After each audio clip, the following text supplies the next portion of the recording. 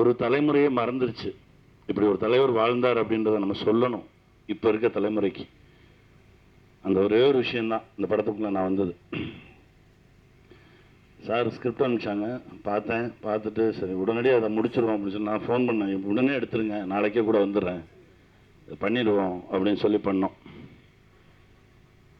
அந்த சீனே ரொம்ப ஒரு மாதிரி ரொம்ப டிஸ்டர்ப் ஆகிடுச்சு நடிக்கும்போது. அதாவது ஒரு கணக்கெடுக்கக்கூடிய வருமானத்தை கணக்கெடுக்கக்கூடிய ஒரு அதிகாரியாக வருவேன். உள்ளே வந்தோடனே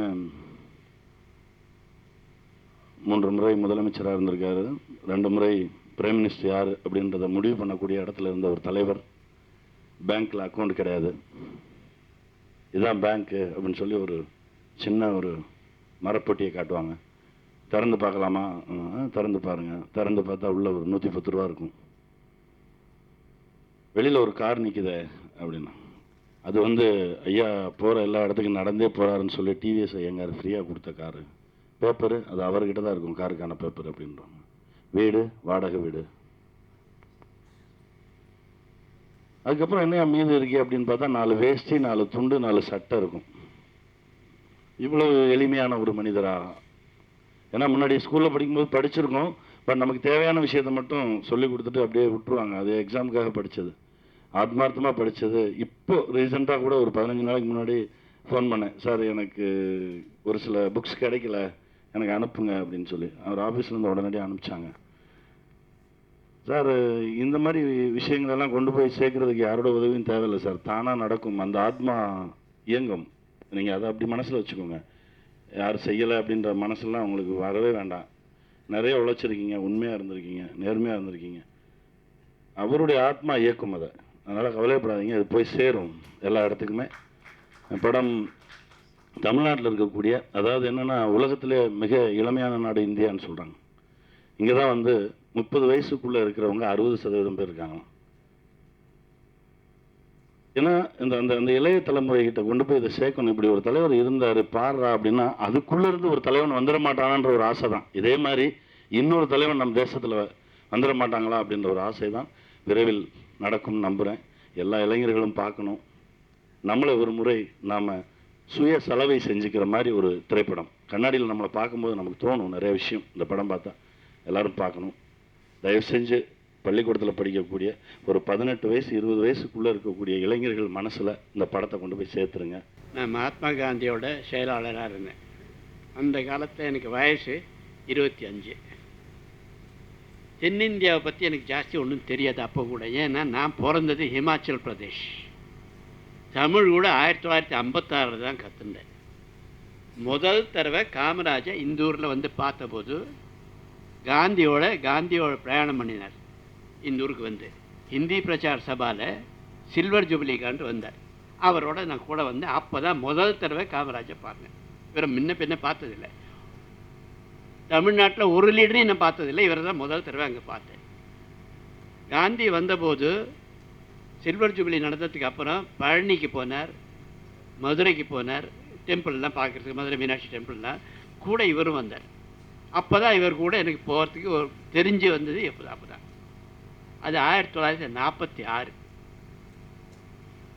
அப்போ எனக்கு வயசு 24 25 தான் இருந்தது. இப்போ எனக்கு 93 ஆகுது. இன்னொரு 7 வருஷம் டெஃபினட்டாக இருப்பேன்னு எனக்கே தெரியும், விடமாட்டேன். இப்போது காமராஜர் அப்போ பார்த்தது என்ன ஆச்சுன்னா, நான் காந்தியோட வேலை பண்ணிட்டு இருந்தேனோ இல்லையா பிர்லா ஹவுஸில் 1947. அப்போ இவர் இந்த மெட்ராஸ்லேருந்து டெல்லிக்கு வந்திருந்தார் ஒரு நாள். இவர் நான் பார்த்தது என்ன 46. இவர் டெல்லிக்கு வந்தபோது 47, ஒரு வருஷம் ஆயிடுச்சு. இவர் வந்தார், பிர்லா ஹவுஸுக்கு வந்தார். இவர் முன்ன வரத்தை பற்றி ஒன்றும் சொல்லலை. இவர் காங்கிரஸ் கமிட்டியில் இருந்தவர். அவர் தான் அதுதான் எனக்கு தெரியும். இவர் ஜாஸ்தி வந்தார் அங்கே. அந்த காலத்தை என்ன கேட்காம காந்தி ஒருத்தர் பார்க்க முடியாது. பெரிய பெரிய மனுஷங்கள்லாம் வருவாங்க, லீடர்ஸ் வருவாங்க. அவர் அந்த காலத்தில் இவர் பெரிய லீடர் இல்லை, பெரிய ஒர்க்கர். இவர் வந்தார். என் கூட இன்னும் பார்க்கறதுக்கு வருவாங்க. கிட்டத்தட்ட ஒரு 30-40 பேர் தான். எல்லாரையும் இந்த லானில் உட்கார வச்சேன். காந்தியை பார்க்க வருவாங்க தான். எல்லாரையும் ஒவ்வொருத்தராக நான் கொண்டு போக முடியாது. ஒரு 40-50 பேர் வந்தாக்க எல்லாரையும் சேர்ந்தாப்புல கூட்டின்னு போவேன். காந்தி பாட்டுக்கு ஏதாவது எழுதிட்டு இருப்பார். அவங்கெல்லாம் ஃபைல் பாஸ் தான் பண்ணணும், பேச விட மாட்டேன். பேசவும் முடியாது. அவர் ஏதோ எழுதிட்டு, அவரு நிமிந்து கூட பார்க்க மாட்டார் இந்த 40 பேரை. அவர் ஏதோ எழுதிட்டு இருப்பார். இவங்கெல்லாம் கும்பிட்டுட்டு போயிட்டே தான் இருக்கணும். அதே போல தான் இவரும் போய் ஆகணும். அன்னைக்கு பார்த்து என்ன ஆச்சுன்னா, காந்திக்கு மௌனம் வருதான். காந்தி திங்கக்கிழமையெல்லாம் கார்த்தால 6 மணிலேருந்து சாயந்தரம் 6 மணி வரைக்கும் ஒருத்தரோடையும் பேச மாட்டேன். அன்றைக்கெல்லாம் நாங்கள் எப்போவுமே அப்பாயின்ட்மெண்ட் கொடுக்க மாட்டோம். யாராவது வந்து பார்க்கணும்னா இன்றைக்கி வராதுங்க சார், இன்னொரு வாங்க, இன்றைக்கி அவருக்கு மௌன தினம்னு. ஆனால் இதில் ஒரு தந்திரம் என்னென்னா, மவுண்ட் பேட்டனுக்கு தெரிய வந்துடுச்சு. லார்ட் மவுண்ட் பேட்டன் அந்த காலத்தில் வயசாக இருந்தார். அவருக்கு தெரிய வந்துடுச்சு. அவர் வேணுன்ட்டு மண்டே வருவார். ஏன்னா இவர் கேட்கறதுக்கெல்லாம் அவர் எழுதி கொடுக்குற ரிப்ளை அதெல்லாம் தன் வீட்டில் வச்சுருக்காரு. இப்போ அந்த தந்திரத்தில் அவர் மவுண்ட் பேட்டன் வந்து வந்திருந்தார். வேறு ஒத்திரி நாங்கள் விட மாட்டோம். முக்கியமாக யாராவது நேரு வந்து அவரெல்லாம் நேராக போயிடுவார். பட் காமராஜ் அவ்வளோ பெரிய லீடர் இல்லை அப்போ. அதனால் இவர் வந்து இன்றைக்கி அவருக்கு மௌனமாக இருந்தார். நான் பார்க்க முடியாது சார்னு அந்த கூட்டத்திலேயே உட்கார வச்சேன். 50 பேர் இருக்காது. அப்போ தான் அவருக்கு தெரிஞ்சது. நான் அவரோட 46 பார்த்தேன். அப்போ தான் அவருக்கு ஆமாம் நீ தான் 46 வந்தியாக்க, நான் உன்னை பார்த்துருக்கேன் அப்படின்னாரு. சரி, இவர் வந்தது எனக்கு ஞாபகமே இல்லை. இவரை உட்கார வச்சுன்னே இருந்தேன். ஏதாவது பண்ணப்பா அப்படின்னாரு. இல்லை சார், இன்றைக்கி அவர் மௌனம் வருது, இன்றைக்கி ஒருத்தரோடு பேசப்படாதுன்னு சொல்லியிருக்காரு, ஒத்தரி விடாதுன்னு சொல்லியிருக்காரு. அதனால் நான் என்ன பண்ணேன், சரின்னு அந்த கும்பலோடையே அவர் நேராக போய் பார்த்துட்டு வந்துட்டார். அடுத்த நாளாவது இவரை பார்க்கணுமான்னாரு. நான் அடுத்த நாள் வேணால் நான் அவங்கள பார்க்க வைக்கிறேன் அப்படின்னு. அடுத்த நாள் என்ன ஆச்சுன்னா, காந்திக்கு அந்த ஊரில் ரெஃப்யூஜிஸ் நிறையா வந்துருந்தாங்க. ரெஃப்யூஜி கேம்ப்ஸ் டெல்லியில் கிட்டத்தட்ட 10 கேம்ப்ஸ் இருக்குது. ஒவ்வொரு இடத்துலையும் 1000 2000 பேர் இருக்கா.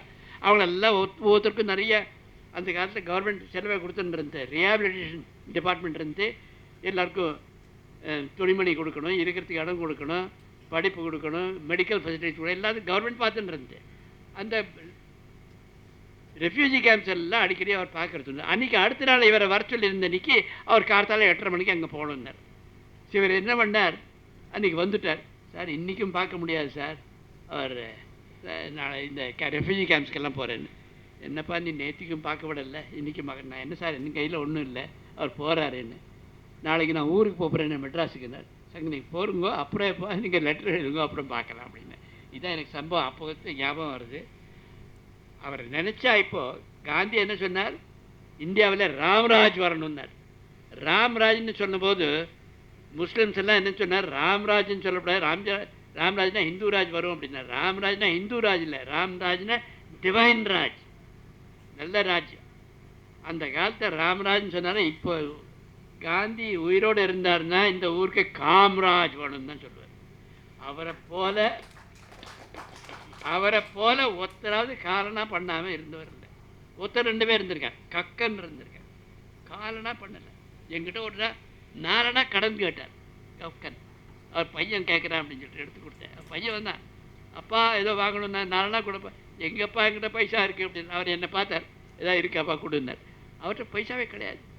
இதை போல் அந்த அவர் இருக்கிற காலத்தில் ஒரு கரப்ஷனே கிடையாது. கரப்ஷன் இருந்ததில்லை. இப்போ எங்கே பார்த்தாலும் கரப்ஷன். இப்போ இந்த பழத்தை பார்க்கணுன்னு உங்கள்கிட்ட என்ன முன்னால் பேச்சுன்னு அவர் சொன்னார். நீங்களாம் பார்க்க வேண்டாம், இந்த எம்எல்ஏஸ் எம்பேஸ் திருடங்கள் இருக்காங்களே அவங்க பார்க்கணும். எல்லா திருடங்களும் பார்க்கணும். எம்எல்ஏ எல்லா திருடங்கள் நான் சொல்கிறதே ஒத்தராவது நேர்மையாக நடக்குது. எவ்வளோ பணம் நிறைய எவ்வளோ நீங்களாம் பேப்பரில் படிக்கிறாரு. கோடியாக பண்ணிட்டாங்க. 540 மெம்பர்ஸ் ஆஃப் பார்லிமெண்ட்டில் 538 பேருக்கு கோடிக்கணக்கில் பண்ணாங்க. கோடிக்கணக்கில், 1 கோடி 2 கோடி இல்லை, 200 கோடி 300 கோடி இருக்கு. கபில் சிப்பல் வழக்கில் 200 கோடி அவளே சொல்லியிருக்காளே. அவளோட ரிப்போர்ட்டில் நான் வச்சுருக்கேன். அவளே சொல்லியிருக்கா, மெம்பர் ஆஃப் பார்லிமெண்ட் ஆனதுக்கப்புறம் அவள் எவிடென்ட் கொடுக்க அதில் எழுதியிருக்கா, எங்கிட்ட 200 கோடி இருக்குது. எல்லாம் எழுதியிருக்கேன். எல்லாருக்கும் வழக்கு எப்படி வந்ததோ தெரியல. காமராஜ் இருந்திருந்தால் இதெல்லாம் தடுத்துருக்கலாம். இப்போ காங்கிரஸ் போயிடுச்சுன்னு உங்களுக்கு எல்லாம் தெரியும். காங்கிரஸில் இவர் பெரிய லீடராக இருந்தார்.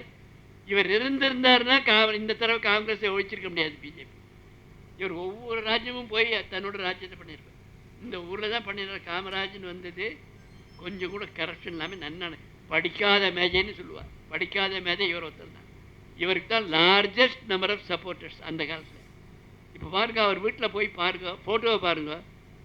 இவர் பார்க்காத லீடர் ஒருத்தருமே இல்லை. இப்போ ஒருத்தர் கூட இந்த பழைய காலத்து லீடரை பார்த்தது இவர் தான். எல்லாத்தையும் விட ஜாஸ்தி பார்த்தவர் இவர் தான். இதை தவிர வேறு ஒருத்தர் பார்த்தவர். அவ்வளோ நல்லா ராஜ்யம் பண்ணார். படிக்காதவர், 6ஆம் கிளாஸ் வரைக்கும் தான் படித்தார். அப்படியே நாட்டை சரியாக நடத்தினார். நீங்களா வீட்டுக்கு போனால் இப்போ கூட படத்தில் கூட காமிச்சா அவன் அம்மா ஒரு குழாயில் தண்ணி கட்டுறா, ஏன் வாங்கினேன் அப்படின்னு கேட்டால் கோவிச்சிருந்தார். ஒன்றும் தனக்கு அம்மாவுக்கும் ஒன்றும் பண்ணலை. அந்த மாதிரி இருந்தால் தான் நாடு நடக்கும். இப்போ எவ்வளோ நடந்துட்டுருக்கு. காங்கிரஸ் போயிடுத்து, இந்த பிஜேபி வந்திருக்கு. பிஜேபிலையும் நிறைய ஊழல் நடந்துருக்கு. எத்தனை இப்போ 4 லேடிஸ் மாட்டின்னு இருக்காங்க. ஒன்றும் எடுக்கலை. கரப்ஷன்னா அவங்களால தள்ளி வைக்கணும், இல்லாட்ட ராஜ்யம் நடக்காது. இதுவும் ரொம்ப நாள் எல்லாம் பார்த்துட்டே இருக்கேன். நான் என்ன தெரிஞ்ச வரைக்கும் இதுவும் நடக்க போகிறதில்ல. ரெவல்யூஷன் வந்தால் தான் நடக்கும். ரெவல்யூஷன் வரணும். எல்லாரும் சேர்ந்து ஒருத்தருக்கும் பண்ணாமல் இருக்கு. இந்த பிஜேபி லீடர்ஸ் இருக்காங்க, ஒருத்தர் 2 பேர். பட் எல்லாரும் பணத்துக்கு ஆசை. எம்எல்ஏ எம்பி எந்துக்காரன் இங்கே தேன் வச்சுட்டா சுகரை வச்சுட்டா எறும்பு வரும் இல்லை, அதே போல் தான் எம்பி எம்எல்ஏக்கு 50,000 போகிறதா 1 லட்சம் கொண்டுமா இப்போ பேசிட்டு இருக்காங்க. அவங்களுக்கு காந்தி என்ன சொன்னது தெரியுமா? 1947 15th ஆகஸ்ட் நமக்கு இண்டிபெண்டன்ஸ் கிடச்சிது. அவர் காந்தி ஒரு பேப்பர் நடத்திட்டு இருந்தார், ஹரிஜன்னு. அந்த ஹரிஜன் எங்கிட்ட கையில் இருக்குது. இப்போ 1947 செப்டம்பரில் அவர் எழுதினார். 1 மாதத்துக்கு அப்புறம் எம்எல்ஏஸ் எம்பிஸுக்கெல்லாம் 400 ரூபாய்க்கு மேலே சம்பளம் கொடுக்கக்கூடாதுன்னு சொன்னார். இன்றைக்கி இவங்க 1 லேக் கேட்குறாங்க. அதை தவிர என்ன எல்லா செலவும், காரு, வீடு, எலக்ட்ரிசிட்டி, வாட்டர், தண்ணி கூட எல்லாம் வாங்குறாங்க. கிட்டத்தட்ட ஒவ்வொருத்தரும் 2.5 லட்சம் 3 லட்சம் வாங்குறாங்க. அப்புறம் மந்திரி ஆட்ட வெளிநாட்டுக்கு ஏதாவது போயிட்டு இருக்காங்க. எல்லாம் கவர்மெண்ட் செலவு. இதெல்லாம் திருட்டு தானே எல்லாம். நான் என் வீட்டு வாசலில் ஒரு எழுதி ஓட்டியிருக்கேன். நான் ஒருத்தருக்கு பயப்படுறதில்லை. இந்த ஊரில் நடக்கிறதுக்கெல்லாம் காரணம் ஒன்று இந்த எம்எல்ஏஸ் எம்பிஸ் தான், இல்லாட்ட போலீஸ். அவங்கள ஒன்று வேலையும் பண்ணுறது எல்லாம் ஃப்ரீ. வெள்ளைக்காரங்க காலத்தில் போலீஸ் எல்லாம் பார்க்கணும், என்னமா வேலை பண்ணிட்டு இருந்தாங்க. நான் வெள்ளைக்காரங்க காலத்தில் பிறந்தவன். நான் இங்கே ஒருத்தர் அந்த மாதிரி பிறந்தவா இல்லை. எல்லாம் நீங்களும் 60 70 வயசுக்குள்ளே தான் இருக்கேன். ராஜா போல இருந்தோம். என்ன ராஜா? நம்ம பெட்ரூம்ல மாத்தின்னு இருக்காரு அந்த ராஜா இல்லை. நஜ பிரின்ஸ்லி லைஃப். எனக்கு அந்த காலத்தில் காந்தியை சேர்றதுக்கு முன்னால் 200 ரூபா சம்பளம். 200 ரூபா சம்பளத்தில் பெஸ்ட் லைஃப் இருந்துட்டு, லக்ஸரி லைஃப் இருந்துட்டு, கையில் 130 ரூபா மிச்சம் வரும். நான் இந்த ஊரில் வந்தது 1956. அப்போ தான் காந்திக்கு நான் இந்த ஊருக்கு வந்ததுக்கு காரணம் கமிஷனராக வந்தேன். ஷெட்யூல் காஸ்ட் அண்ட் ஷெட்யூல் கமிஷனராக வந்தபோது அப்போது காமராஜ் சீஃப் மினிஸ்டர் இருந்தார். நான் சொன்னேனே 46 அவரை முதல்ல பார்த்தேன், பழனியில் கூட வந்தார். 47 காந்தியை பார்க்க வந்தார், அவரை விடலை. அதுக்கப்புறம் 9 வருஷத்துக்கு அப்புறம் நான் அவரை பார்த்தேன். அவர் என்ன பண்ணினேன், இந்த ஊருக்கு வந்தபோது சீஃப் மினிஸ்டராக எனக்கு பார்க்கணும், என்னோட ஜாப் அந்த மாதிரி எல்லா மினிஸ்டர்ஸையும் பார்க்கணும், அப்புறம் தான் எனக்கு வேலை நடக்கும். ஸோ நான் வந்ததுக்காண்ட்டு அவர்கிட்ட போனேன். அந்த காலத்தில் இந்த விசிட்டிங் கார்டெல்லாம் இல்லை, கையில் எழுதி அனுப்பிச்சு, பியூன் இருந்தால் எழுதி அனுப்பிச்சாங்க. வெளியில் ஒரு 3-4 எம்எல்ஏஸ் உட்காந்துருந்தாங்க. எனக்கு அப்புறம் தெரியாது, எனக்கு தமிழ்நாட்டை பற்றி ஜாஸ்தி தெரியாது. அப்போ 3-4 பேர் உட்காந்துருந்தாங்க. நான் எழுதி அனுப்பிச்ச போது அவர் யாரோ என்னமோ நினச்சிக்க போகிறாருன்ட்டு அதில் பழைய காரியதர்சி இந்த காந்தி அப்படின்னு எழுதினேன். அவருக்கு ஞாபகம் வரட்டும் அப்படின்னு. அப்போ என்ன பண்ணார் அவர், உடனே என்ன கூப்பிட்டார். அவங்கள கூப்பிடவே இல்லை, பாக்கி 3 பேர் உட்காந்துருக்காங்க. அவரை கூப்பிடல, என்ன முதல்ல கூப்பிட்டார். உள்ளே வந்து கூப்பிட்டார், ஞாபகம் இருக்கா, நீ என்ன காந்தியை பார்க்க விடல, நான் பாரு நீ கேட்ட உடனே உன்னை உள்ளே விட்டுவிட்டேன் அப்படின்னாரு. சார் அது வேறு விஷயம். அந்த அந்த காலத்தில் அவருக்கு மௌனமாக தான் மன்னிக்கணும் அப்படின்னார். ஸோ அவரோட ரொம்ப பேசியிருந்தேன். அவரோட எனக்கு நிறைய 46லேருந்து கடைசி வரைக்கும் 75 வயசு வரைக்கும் இருந்தார் அவர். என்ன அப்போது கூட அடிக்கடி போவேன், அவர் வீட்டுக்கு அடிக்கடி போவேன். இவ்வளோ என்னென்னா எல்லாரையும் மதிப்பார். படிக்காத எல்லாம் நேருவெல்லாம் அவர்கிட்ட ரொம்ப சாதாரண பேச மாட்டார், ரொம்ப ரெஸ்பெக்ட்ஃபுல்லாக பேசுவார். நேரு கூட அவர் நான் பார்த்துருக்கேன். கிங் மேக்கர்னு சொல்லியிருக்காரு. லால் பகதூர் சாஸ்திரியை பண்ணியிருந்தவர், அதுக்கப்புறம் இந்திரா காந்தியை பண்ணவர், இருந்திருந்தால் வேறு எத்தனையோ பேர் பண்ணியிருப்பார். அவருக்கு பிரைம் மினிஸ்டர் ஜாபே கொடுத்தா, அது தெரியுமா அவர் ரொம்ப பேருக்கு தெரியாது. நீங்களே பிரைம் மினிஸ்டர் ஆகணும்னு சொல்லிட்டு 1907 அனுப்பிச்சார். அவர் மாட்டேன்ட்டார், எனக்கு வேண்டாம் அப்படின்னு சொல்லிட்டார். அவர் வேண்டாம்னு சொன்னதுக்கு காரணம் அவருக்கு எத்தனையோ வேறு இருந்தது. பட் இருந்தாலும் அவரை போல கரப்ஷன் ஃப்ரீ கவர்மெண்ட் நடக்கிறதுக்கு ஒத்துருமே இன்றைக்கி ஒத்துரும் இல்லை. எல்லாம் போகணுன்னா ஒரு ரெவல்யூஷன் வந்தால் தான் உண்மை ஒழிய ஒரு பார்ட்டியும் சரியாக நடக்கலை. கம்யூனிஸ்ட் பார்ட்டியில் கொஞ்சம் பேர் இருக்காங்க, ரொம்ப நல்ல பேர் இருக்காங்க. ஒருத்தருக்கு ஒரு கார் கொடுத்தா அதை கார் வேண்டாம்னு சொல்லி திருப்பி கொடுத்தா, ஒருத்தருக்கு பணம் கொடுத்தா வேண்டாம்னு சொல்லிட்டு அந்த மாதிரி வாங்கி வச்சுப்பாங்க எல்லோரும். பாக்கி பேர்லாம் அந்த மாதிரி இல்லை. ஸோ இந்த மாதிரி இருக்கிற போது நீங்களாக கடன் படத்தை பார்க்காட்ட கூட இந்த எம்எல்ஏஸ் எம்பிஸ் எல்லாரும் பார்த்தாகணும். அப்போ தான் அவங்க மாறுவாங்க. அப்போ கூட மாறுவாங்களோ எனக்கு சந்தேகம் தான். பட் ரெவல்யூஷன் வந்தால் தான் மாறுவாங்க. இதெல்லாம் ரெவல்யூஷன் பண்ணி இந்த நாட்டுக்கு நல்ல கவர்மெண்ட் வரணும்னா அது பண்ணி தான் வேறு வழி இல்லை.